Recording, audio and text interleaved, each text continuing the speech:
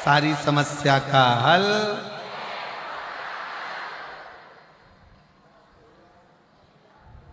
एक लोटा जल। शिव कथा कर रहे हैं,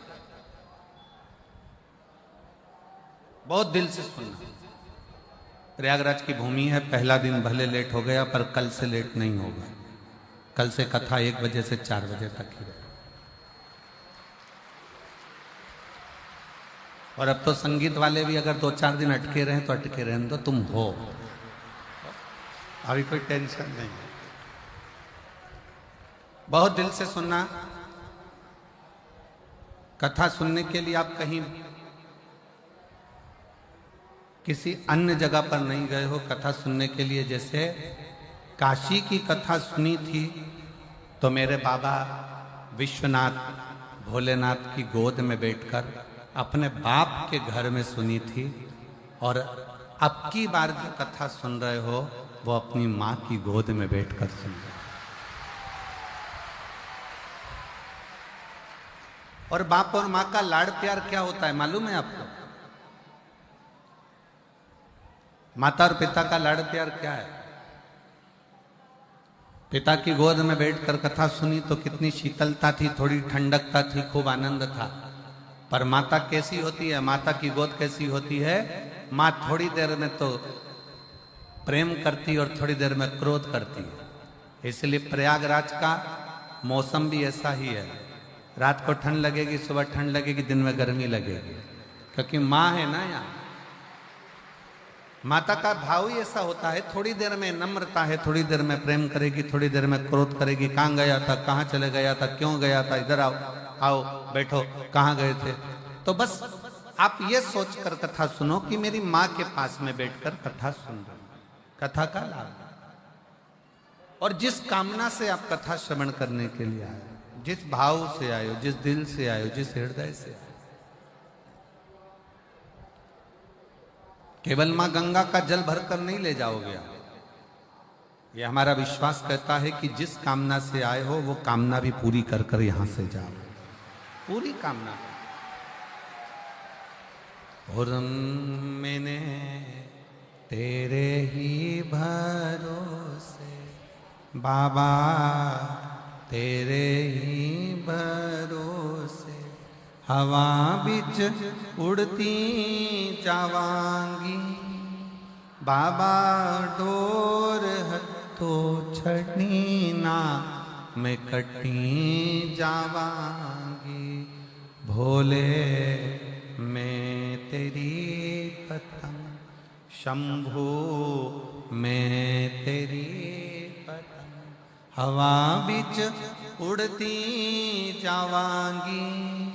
बाबा डोर हथो छड़ी ना मैं कटी जावांगी। भोले मैं तेरी। शिव कथा कर रही है, भगवान शंकर का चरित्र कर रही है।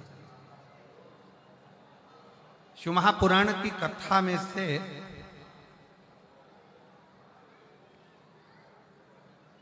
इन 12 खंडों में से, संहिताओं में से एक शब्द भी अगर हम हमारे जीवन में उतार लेते हैं तो शिव को मिलने में देरी। अच्छा, कई लोग कहते हैं कि गुरुजी शिव क्या अपने असली स्वरूप में मिल सकता है? शंकर भगवान का क्या अपना असली स्वरूप में शिव हमारे सामने, हमारे सम्मुख में आ सकते हैं? मेरा देवाधिदेव महादेव आपके सामने असली स्वरूप में भी आ सकता है, मना नहीं। पर आज का जो युग है ना, ये बड़ा विचित्र युग है। आज का जो समय है ये बड़ा विचित्र समय है। इस समय में आप शंकर भगवान को पहचान नहीं पाओगे। अगर असली स्वरूप में भी आ गए तो आप जान नहीं सकते।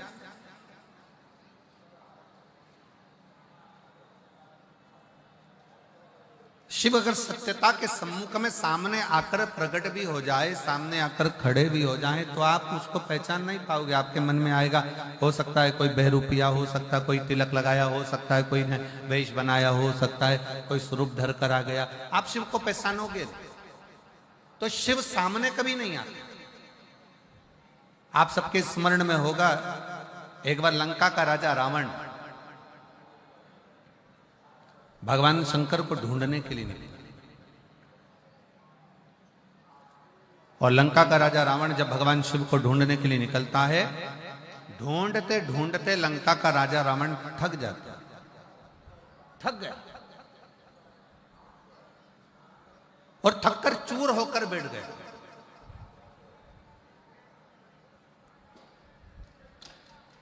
एकदम थका हुआ है, बैठा हुआ है, पड़ा हुआ, और उसने एक संकल्प लिया कि मैं शंकर को ढूंढ कर रहूंगा। मंदोदरी रावण के सम्मुख में आई और रावण के साथ में मिलकर मंदोदरी ने रावण से कहा, स्वामी आपसे शंकर भगवान रोज मिलते हैं, आप शिव जी की अर्चना रोज करते हो, आप शंकर का गुणगान रोज करते हो, आप शिव की पूजन रोज करते हो, तो फिर आप शंकर जी को ढूंढने क्यों निकले? मुझे शिव को ढूंढना, मुझे शंकर को ढूंढना। और शंकर भगवान को ढूंढने के लिए लंकाधिपति रावण लगा रहा, पर शिव उसको मिले। थक गया, चूर होकर गिर गया, पड़ गया, नीचे बैठ गया।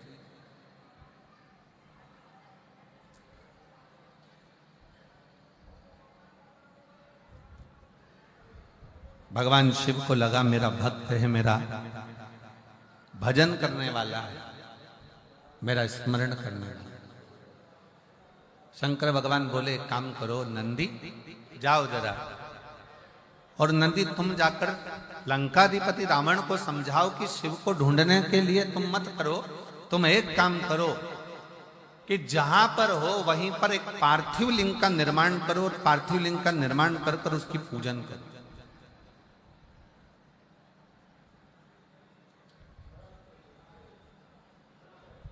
मुझे ना ढूंढा जाए, पार्थिव लिंग का निर्माण करे, पार्थिव लिंग का पूजन करे। ढूंढेगा वो आपको।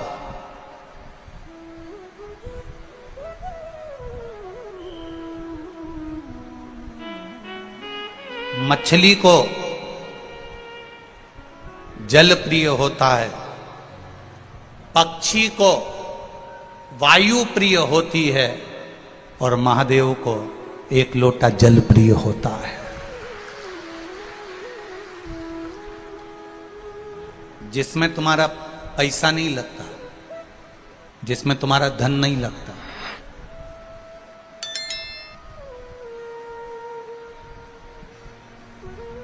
जिसमें तुम्हारा धन नहीं लगता, जिसमें तुम्हारा पैसा नहीं लगता।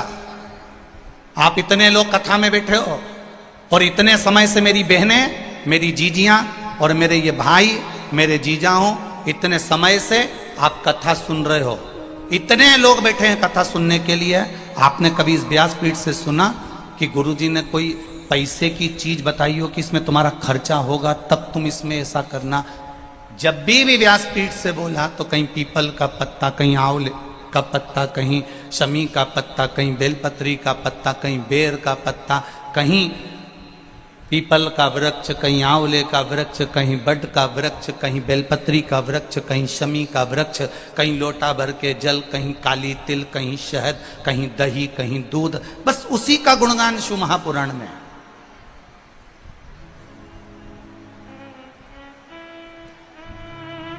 कई लोगों को बड़ा बुरा लगता है,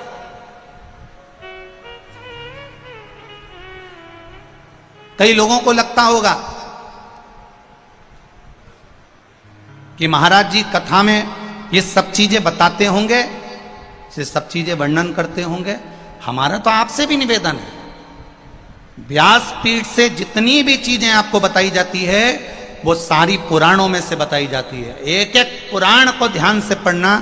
गीता प्रेस गोरखपुर की एक एक पुराण अपने घर के अंदर ले आओ। मत्स्य पुराण, कुर्म पुराण, वामन पुराण, बरहा पुराण, नारद पुराण, भविष्य पुराण, गर्ग संहिता, जितनी पुराण ला सकते हो एक एक पुराण घर में लाओ, उसको धीरे धीरे एक एक लाइन को आराम आराम से पढ़ो। जितनी धीरे धीरे पढ़ोगे उतना धीरे धीरे आपके अंदर उतरते जाएगा। दुनिया के लोगों ने कहा कि सीहोर वाले महाराज ने श्री शिवाय नमस्तुभ्यम मन से मंत्र निकाल दिया, वो तो धन्यवाद दूंगा। लोगों ने जब इसका विरोध करा तब ब्राह्मणों ने, संतों ने, साधुओं ने, गुरुजन ने फिर इसको शिव महापुराण में पढ़ना प्रारंभ करा। जब शिव पुराण की विद्येश्वर संहिता में लिखा हुआ मिल गया कि श्री शिवाय नमस्तुभ्यम मंत्र को बोलने वाले का केवल मुख का दर्शन कर लो तो हजारों अश्वमेध यज्ञ का पुण्य फल प्राप्त हो जाता है, तब जाकर लोग उस श्री शिवाय नमस्तुभ्यम को छोड़े। नहीं तो पकड़ कर बैठे थे कि ये मंत्र कहां से आया, ये मंत्र क्यों बोला जाए, इस मंत्र का जाप क्यों करा जाए, इसको क्यों जपा जाए, इसको क्यों बोला जाए, इसका गुणगान क्यों किया जाए। जब उसको पढ़ लिया, समझ लिया, देख लिया, तब मालूम पड़ा एक एक चीज एक एक पुराण में से निकाल कर स्मरण करें।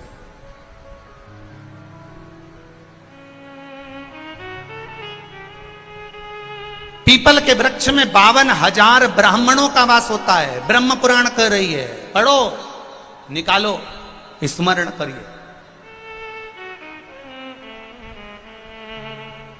मछली को जल प्रिय है, पक्षी को वायु प्रिय है, और मेरे महादेव को एक लोटा जल प्रिय है। शिव को कुछ नहीं चाहिए तुमसे, शंकर तुमसे कुछ नहीं चाहता, उसको चाहिए ही नहीं।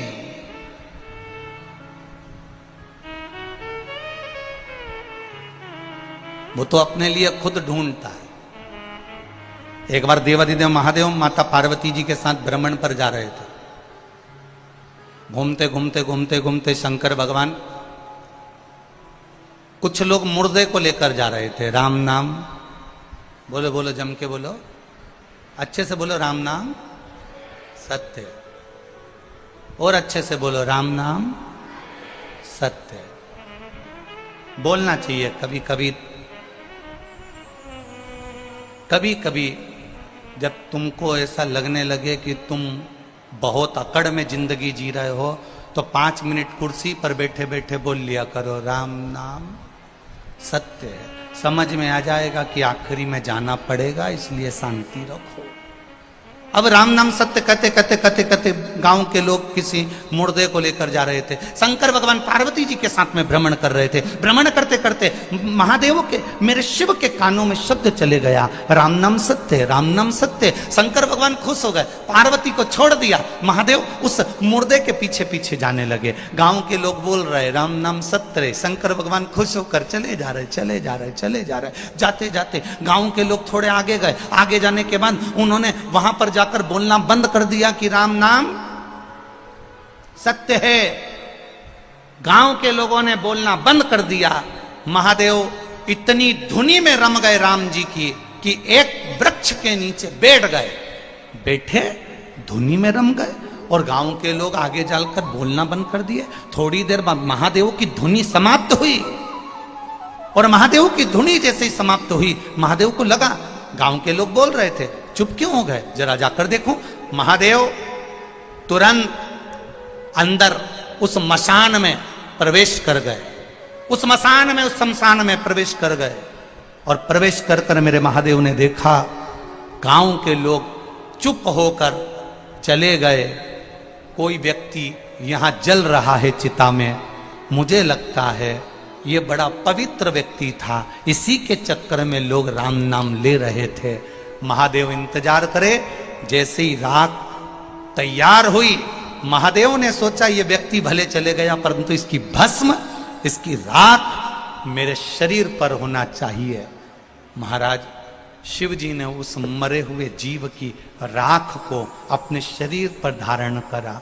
कहां बैठकर धारण करा? मसान में बैठकर। राख का रा लिया और मसान का मा लिया, दोनों को मिला के क्या हो गया? जम के बोलो जरा, राम। राख का रा लिया और मसान का मा लिया। राख उठाकर मेरे महादेव ने अपने शरीर पर धारण करना प्रारंभ करा। पार्वती जी शिव जी को ढूंढ रही हैं, भोलेनाथ कहां गए?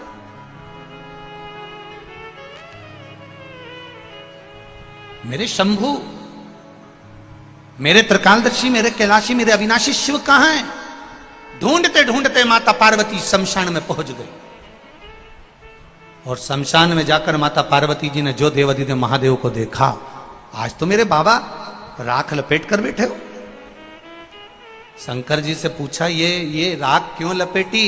शंकर भगवान बोलते हैं, ये राख नहीं है, इसके पीछे चलने वालों ने राम राम कहा था, तो इसकी राख में भी राम समाया था, उस राम को मैंने तन पर लगाया था। ये राख नहीं, ये मेरा राम है, जिसको मैंने तन पर लपेट कर बैठा है, तन पर रमाया है। बखान क्या करूं मैं ढेर का, चपटी भभूत में है खजाना कुबेर का। बखान क्या करूं मैं राखों के ढेर का, चपटी भभूत में खजाना कुबेर का। हे गंगाधार मुक्तिवार ओमकार तू, भोले ओमकार तू।